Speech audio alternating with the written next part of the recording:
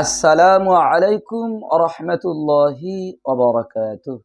দেশ ও বিদেশ থেকে যারা আমাকে দেখছেন ও শুনছেন,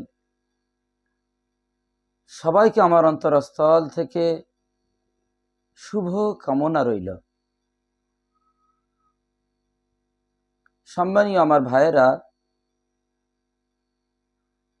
একজন ভাই জানতে চেয়েছেন যে রোজা অবস্থাতে যদি তার ঢেকুর এসে যায় এবং কণ্ঠনালী পর্যন্ত হালকা হালকা পানি আসছে এবং সেটা আবার ভিতরে ঢুকে গিয়েছে, নিচেই নেমে গিয়েছে, ফেলে দেওয়ার কোনো পরিস্থিতি ছিল না, তাহলে কি এতে তার রোজা নষ্ট হয়ে যাবে? কেননা ঢেকুর আসলে সাধারণত এটা হওয়া অসম্ভবের কিছু নয়।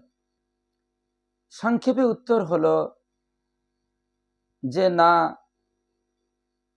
এমন পরিস্থিতিতে তার রোজা নষ্ট হবে না। এই ফতোয়াটি রয়েছে দুররে মুখতারের ৩ নম্বর খণ্ডের ৩৯২ নম্বর পৃষ্ঠাতে।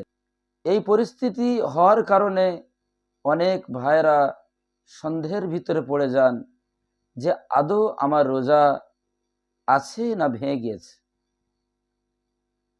তা এইটাকে জানিয়ে দেওয়ার জন্য অবশ্যই আল্লাহর জন্য এই ভিডিওটি বেশি বেশি করে শেয়ার করে দিন।